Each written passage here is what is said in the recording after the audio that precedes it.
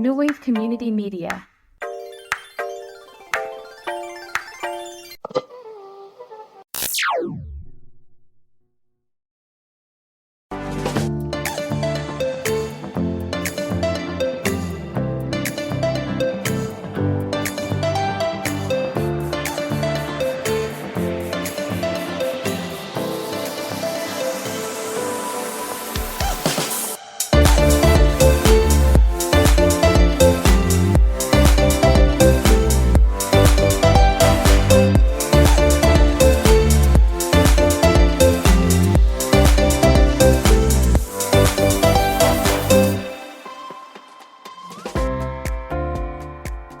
Hey everyone, this is Rahul here with another episode of Mixed by Gen Z.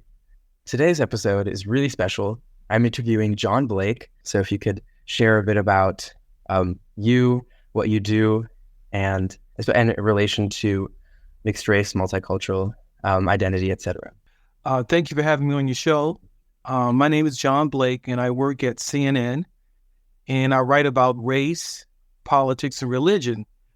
But I'm also an author, and I just had my second book come out a couple months ago, and it's a memoir about growing up biracial, and it's called More Than I Imagined: What a Black Man Discovered About the White Mother He Never Knew. So what I do in that memoir, I tell the story about growing up the way I did in kind of very unusual circumstances, and how that changed the way I look at my job, at myself, and then also at the world. Thank you for that. It sounds like a really fascinating book. And so the journey that you went through to discover more about your multiracial background seems really inspiring. So could you tell us about what prompted that journey? Yeah, so I was born in the mid-'60s when interracial marriage was illegal in much of the country. So it's very different than now. And I grew up in an all-Black neighborhood in inner-city Baltimore. And it's a very famous neighborhood. It's the setting for the HBO series The Wire. It's the setting also for one of the worst race riots / uprising / rebellion, whatever you want to call it, that the country's ever seen. And that occurred in 2015 when a young Black man named Freddie Gray died in police custody. So it's this all-Black neighborhood full of poverty and violence, but more than anything, nobody liked white people. So I grew up in this all-Black neighborhood knowing that I had this white mother and this white family, but that's all I knew. Because when I was born, my mother disappeared from my life without any explanation. And the only thing my father's family told me was, your mother's white, her family, she's Irish, her name is Shirley, and her family hates Black people. So the story is me growing up, trying to reconnect with my mom and these white members of this family who wanted nothing to do with me. And frankly, I wanted nothing to do with them because I had so much hatred toward them and a lot of hostility toward white people in general. Did you feel that growing up, being mixed race, that in an all-Black neighborhood, that you were singled out, or did people point out that you looked different or were different, or did it feel like you were included? I couldn't say I really feel included because, when you talk about mixed race, most Black people are mixed, racially mixed. So I don't know how much I stood out, but just being light-skinned in my neighborhood was a mark against you. So yeah, I experienced a lot of teasing, white boy. You see, I didn't let anyone know that my mom was white. I was what I call a closeted biracial person. Because if I let people know that my mom was white, I would have to fight every day. Because there was so much hatred toward white people. So I grew up in this environment where, like I said, everybody hated white people. And I would hear all these racial slurs directed against white people. But in the back of my mind, I knew, golly, my mom is white and my family is white. So it was a very strange existence. And I didn't let anybody know, who she was, because it was a mark of shame. And when you were discovering more about your mom's family, how did that change your perspective on yourself and your racial background in the world? Well, that's a simple question, but it's a huge question because the way I discovered my mom and got in contact with her family was pretty shocking. So here I am. I grew up in Baltimore. There's this whole side of me that I know nothing about. It doesn't exist. My mom and her family, because I know that they wanted nothing to do with Black people. And I thought that I would just go through my life without ever meeting her or any members of her family because they hated Black people. But then at 17, my father called me into his bedroom one day. And I remember he was watching The Price is Right on television. And he just asked me, "Do you want to meet your mom?" And it was a shocker because I thought she was dead. She didn't care. But to speed up the story, I did meet her. But the place I met her was in a mental institution. I didn't know it at the time. I was just taken out to this building, got into a waiting room with my younger brother, and out walked this very thin white woman, and it's my mom. And it was a shocker on so many different levels. One is that I met my mom like that, but that she had this very severe mental illness. And so I could talk all day about how that affected me, and I get into the memoir about that. But I think the most pertinent thing I can say about that right now is that when I met her in those conditions and I realized that she had been living like this for most of my life, I felt such immense sympathy for her. And it was the first time in my life that I ever felt empathy for a white person, because in my world, I never thought that a white person could understand what it meant to be Black, to suffer, to be looked down upon just because of the way you were born. But when I saw my mom like that, I was like, wow, I've never seen a Black person suffer like this. So it began to chip away at this hostility I had toward white people when I met her. I mean, that's very moving. Did you feel that after that initial meeting and then your subsequent meetings, was there any your perspective on white people, on I guess in some ways forms of oppression and how that might impact people's lives, that changed. But what about your attitude towards the community that you grew up in? Was that did you start looking at that differently, or did that somehow affect what you had spent your 17 years of your life knowing and being surrounded by? So did I look at the Black community I grew up in? Did I look at them differently? Yeah, did that change that, or did you feel maybe an urge to explain to members of your community that maybe this animosity towards white people is not necessarily founded? Yeah, that's a good question, and it makes sense. But I didn't feel the urge to explain it because even though I met my mom, it took me years to unwind that animosity. When I met her and I saw her that way, like I said, it began to chip away at it. But it would take me building up a sustained relationship with her over the years, but also meeting other members of my family who wanted nothing to do with me because of my father's race. It was only until I built up a relationship with them that those attitudes really begin to shift. And that's one of the things I talk about. And, one of the things I try to explain in my story is, stories have to have significance to people outside your experience. Like, why should someone care that I was this biracial kid and I had this white side of my family that hated me, and then I met him and I reconciled? And one of the things that I try to convey in my story is that right now, a lot of people believe that racism is embedded in people, that nothing can change people, because we see how the racial climate is. But what I learned through my experience with my mom and these people wanted nothing to do with me, who somehow became my family, that people can change. It sounds so simple, but a lot of us don't believe that anymore. People who have deep racist beliefs can change. And so, but the thing that changes them is not what we normally expect. And that is, as a journalist, I used to think that facts change people. Like if you tell them to read this book, if you show them the George Floyd video, if you do this, that will change people. I no longer believe that. What I say is that facts don't change people, relationships do. So it was the relationships I had that really changed me and it changed my family. Now that we're in this very stratified climate, socially, politically, etc., Um, how do you think is the best way to make the effect of having relationships with people of other races to create the sort of like understanding that you're talking about? Do you think there's a way to make that more widely accessible and Yeah. change for people's minds for the better? Yeah, there is a way, and there's actually a term for it, but there are different terms for it. I talk in my book about something called contact theory. This is a term that was coined by a very famous psychologist, a social scientist in the 20th century named Gordon Allport. And he says that the way you reduce these racial divisions is that you bring people of different races together under certain conditions. And here's kind of like what the curious thing about it. He says, if you bring people together, different races, to talk about race, that's not as effective. Like say, if you say, let's have a diversity workshop. Let's talk about racism. That is not as effective. But he says, if you bring together people of different races for a larger common purpose, that's the thing that really changes people. So I tell people, consider, for example, there's this movie called Remember the Titans with Denzel Washington. You ever heard of it?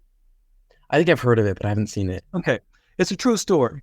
It's about this football team in the South in the late 60s, and it's trying to racially integrate. And you have these black and white members on the team who want nothing to do with one another. But as they get on the team together and they start to fight for a larger common purpose, which is winning the championship, a lot of those prejudices just evaporate and they melt away and they see their common humanity. That is contact theory at work. So to answer your question, anything that brings together people of different races for a larger common purpose, it could be a football team, it could be a 12-step program, it can be like a national service program, like a domestic Peace Corps. Those are the things that are really effective. I think that's one of the most, it's not the only thing that's, that we need, because we need justice, you need reform. But I think those are the things, those relationships really change people, and you have to create those conditions. I was very involved in like diversity work within my school and my the local community, and I think it's interesting hearing this idea of contact theory, because I think a lot of what we did was diversity workshops, as you said, which aren't very effective in the sense of it was nice to have a place to talk about race and our relationships with race and society, etc. But I think it was a universal feeling that after those workshops, we learned more about each other, but it wasn't necessarily it didn't create the same effects as something like contact theory. And also the people participating in those workshops were not necessarily the people who needed to learn more about race. Like those are the people who are already aware enough to be willing to participate in those conversations, but the people who really need to hear those conversations would never sign up to do something like that out of their free will. So I think contact theory definitely sounds like a more accessible from more people, and because it can happen in a variety of ways. So that's very interesting takeaway. Yeah. Another example of contact theory at work is the military. The military is the most integrated institution in this country. And there's so many stories about people going into the military of different races, people who seem like they had nothing in common.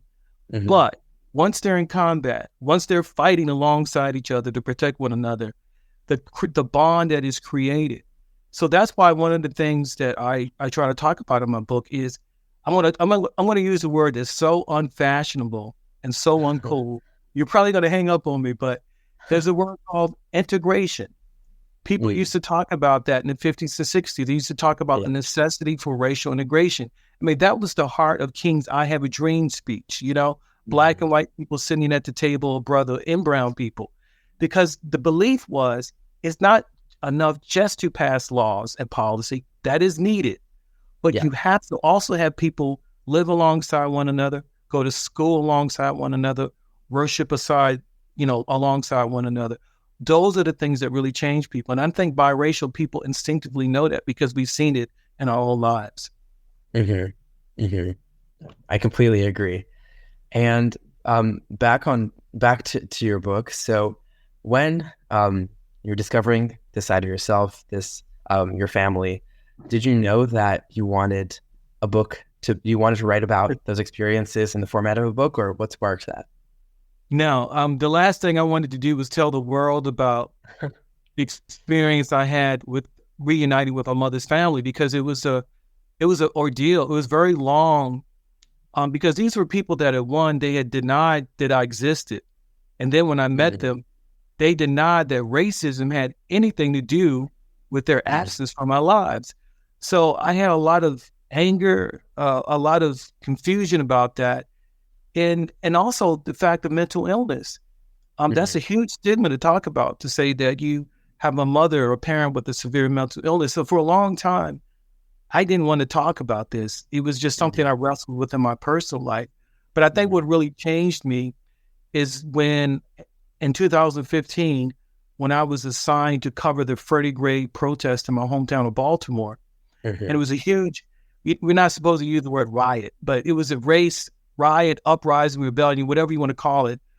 But my hometown of Baltimore went up in flames. For 2 weeks, the National Guard was called out. And I remember going there, and I'm looking at my neighborhood just come apart because of racism. But at the same time, I'm like, wow, my family is coming together despite racism. And I thought to myself, we need to tell more hopeful stories to show people getting past these divisions. And I'm like, wait a minute, I'm living such a story, so maybe I should tell it. So that's when it started. So with your work that you do for CNN, covering lots of different kinds of stories, how do you think your multiracial background has influenced your interests and also maybe the way in which you cover these topics? Okay, that's a good question. It makes me a lot more optimistic about the possibility of change. And this is what I mean by that. I was in a small southern town about a couple months ago, way up in the mountains of North Carolina, and I saw a Black man and a white woman just walking down the street holding hands together. And I thought to myself, if this was like, say, 30 years ago or when I was born, that man probably would have been killed. So how did that happen when something that was so taboo and forbidden as interracial marriage and relationships, how did that become so normal and accepted by all sorts of Americans? And the answer to me came from people like my parents. So when interracial marriage was illegal in the mid-60s, there were plenty of people like that who ignored those laws. And they believed that they're silly. I'm going to love who I'm going to love regardless of what the law says. And when enough of them began to marry and date one another and have children, it created this ripple effect so that this became a norm. The courts and the politicians followed later, but it was the people, the ordinary people, who created that norm. And so what that says to me, even today, that a lot of the change we talk about, we think change comes through a judge deciding something or a politician deciding something. But through my parents and other people like that, I believe change works when ordinary people act first. And when enough of them do it, they create this ripple effect and they create this momentum for change that cannot be stopped. So it's made me a lot more optimistic about what we can do in the future. I was speaking of that and how you said like interracial relationships, like your parents, like the one you saw, seemed to like be representative of change. Where do you think, now that the multiracial population in the U.S. is growing, is like one of the fastest growing groups, how do you think that will affect the United States, just our society as a whole, and how we understand each other? That's a good question. I think it could be good, but I think it also can be very bad. I think the good is what a lot of people talking about, and that is that as people have this personal contact with people of other races and their families, that will change their racial attitudes, that will gradually create more tolerance. That's the optimistic view, but be honest, I'm somewhat skeptical of that, because I have learned through history that white people, for example, can have close personal relationships with people of color, but still they don't see that, they don't want to tackle racial injustice or anything like that. Like, for example, during segregation, you had segregationist politicians who had incredibly close relationships with their Black maid or nanny. So it didn't make a difference in their politics. So one, I'm skeptical because I don't know if that's going to lead to the kind of wholesale changes we need. And two, I think it could be dangerous in that we could have a situation where people believe that we can somehow procreate our way to equality, meaning if we keep on having more biracial children and interracial couples, that's going to lead to tolerance. But what you could do is you could create this system where you still have this kind of race hierarchy, where people who look whiter or lighter are still at the top, and people who are darker are still at the bottom. And biracial people can kind of be like new versions of white people, a new class. And you see that in Latin America. A lot of Latin American countries like Cuba, Brazil, they say we don't have a racial problem. But when you look at the people in power, they're most always lighter or look white. And so it creates this kind of illusion that we've gone beyond race when it's not true. And I think that could happen in this country. You know, if more and more biracial people say, oh, we're beyond race, look at all of us, we have all these interracial relationships. Meanwhile, there's still tremendous racial injustice. So I think it can go either way. I think ultimately human beings have to get beyond the concept of race, of defining people by skin color. I think that's an incredibly destructive concept, and we ultimately have to get past that. No, that's a great point. And I think a lot about the procreating towards equity, equality, et cetera, that multiracial interracial relationships might not necessarily always happen for the right reasons, because someone might say like, oh, I want mixed kids, et cetera.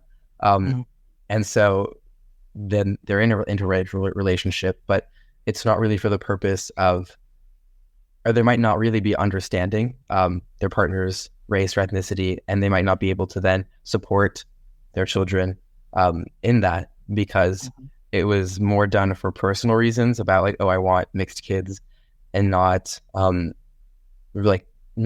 reasons that are not just because of love, like just because there might be more reasons than just like being in a relationship, but also if you want mixed kids, etc. Like there's a lot of this fetishization, exoticization about mixed kids having mixed hair, and like light eyes, like also this mix of whiteness and with like the best features of like people of color with the best features of white people to put them together and have like the perfect mixed person.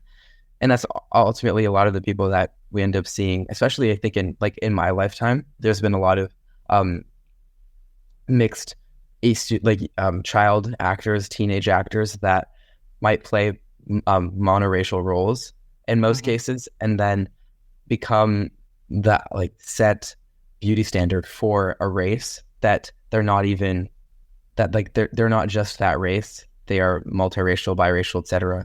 And yet they become the face of one race, and then create this beauty standard that is unattainable because they're mixed. And so that cycle kind of feeds itself, and that's what I've noticed. And I think a lot of present multiracial discussions have been focused on that problem and how people might be representing things that are not entirely themselves. Yeah, it's tricky. Like I said, I think we have to ultimately get past the whole color hierarchy, defining people by race. What are some words of wisdom that you can share to younger multiracial individuals today, based off of your own lived experiences and also what you have learned and discovered over time? Well, I guess several points I would make. One is that I hope that younger biracial people appreciate the sacrifices of their parents and people who came before them, who really had to endure so much to make acceptance of biracial people a norm.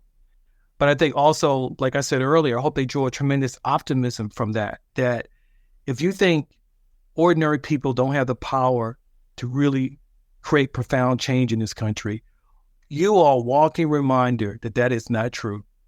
Because nobody would have believed, say 30, 40 years ago, that we would live in a world where we have a biracial VP, president, commercials, movies that is so normal. I mean, black men were killed.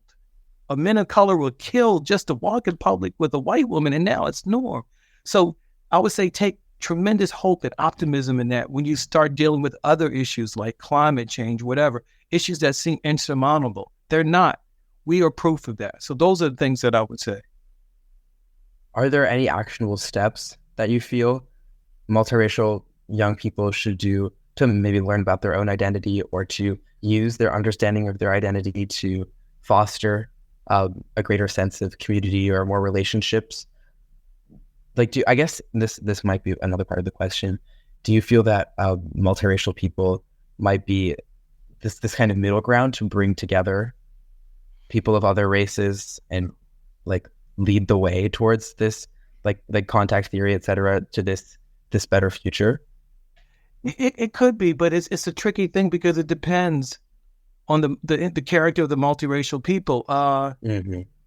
Like for example, there's a move to create separate categories in the census for multiracial people, and that could be helpful, but it could also be destructive. Like, how do you track racial discrimination when there are people who did see themselves as Black, but now they say, well, I'm not Black. So my hope is that multiracial people will really try to get to know both sides of the family. It really helped me psychologically to really get to know my mom's family. And I think also that they don't, that they don't give in this temptation to see themselves as special or different. Because like I said, most Black people are mixed people. And to understand that the whole concept of race itself, I think we have to get past it. Like I said, it's destructive. It was created to exploit and divide people. Scientifically, there's no such thing as race. It's one race, Homo sapien. And I would just hope that multiracial people keep that in mind and not let themselves be manipulated by other people who have different agendas. I think it's been very inspiring listening to you share about your story. And I'm excited to read your book and learn more about just the incredible journey that you went through. And I'm very appreciative of these words of wisdom, and it's always a treat to hear from someone from a mixed race person from a different generation, and seeing our similarities in our experiences, but also differences, and just having this dialogue. So I'm very grateful for that. Well, I have a question for you. Yes, go ahead. So my sense is that it's so much easier now to be biracial, multiracial. Like, am I wrong? Am I being kind of superficial? Are y'all still having struggles or what? I think it is. It definitely is easier than I'd say than when you were growing up and in the first one or two waves of generations of mixed people, just because we have access to technology media that shows us other mixed people, that allows us to connect with mixed people in a much faster way. Like for my platform, I was able to create a community of multiracial and multicultural young people from around the country, around the world. And that was easy to do because of technology that enabled us to do so. I would say at the same time, even with Loving Virginia was over 50 years ago, and yet multiracial was not being able to check more than 2 boxes on the census, for example, only started happening in 2000. There's still, I've seen in my own lifetime, being born in 2004, and I remember in elementary school for 2nd grade, when we'd have to fill out government forms for whatever yearly testing, that we were only allowed to choose 1 box, and I never really knew what to do. And now, in high school, college, on most forms, I've been able to choose many boxes, and yet still there's ones that I'm not able to.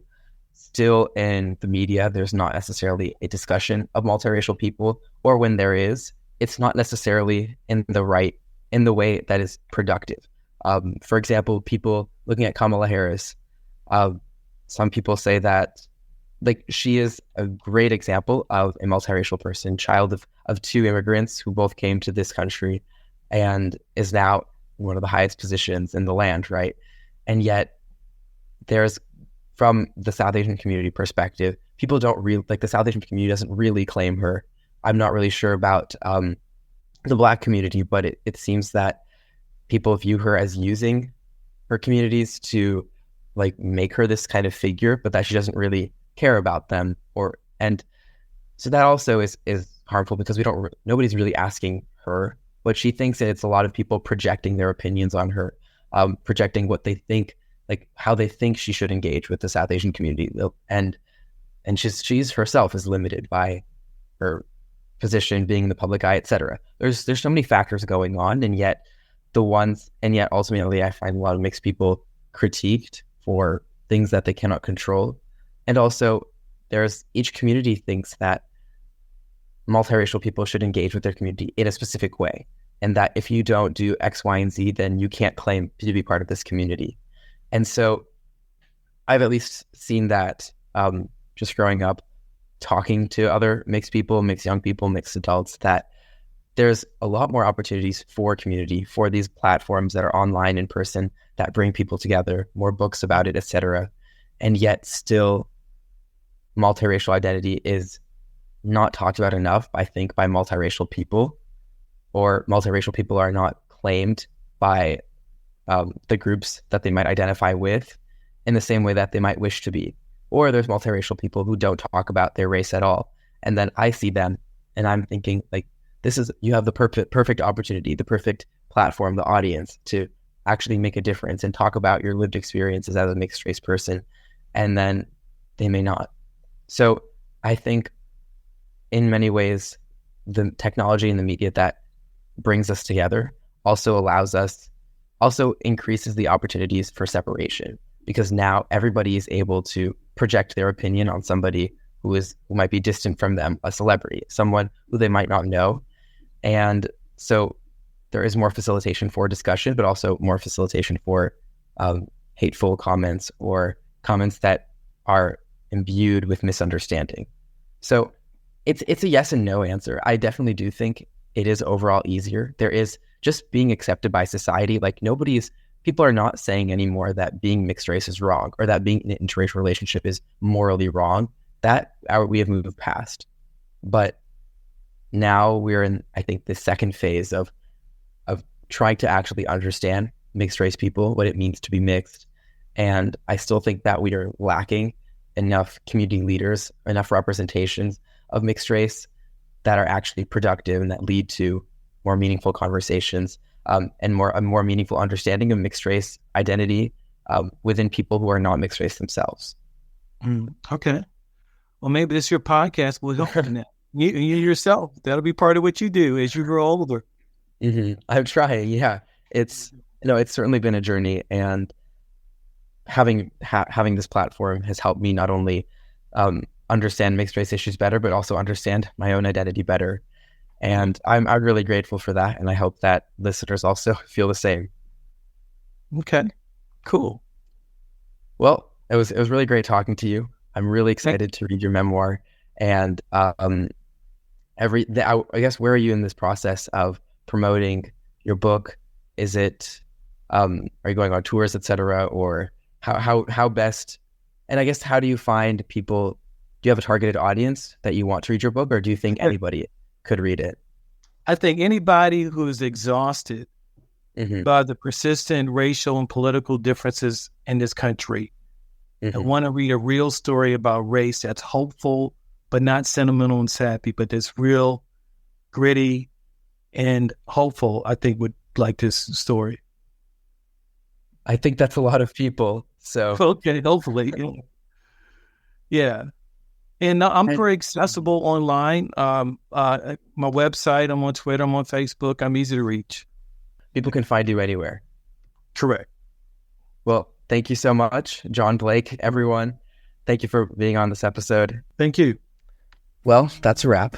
I hope you enjoyed today's discussion with John Blake, a senior writer at CNN who wrote about recently a book about his mixed race experience growing up and discovering part of himself, his family, that he did not grow up knowing.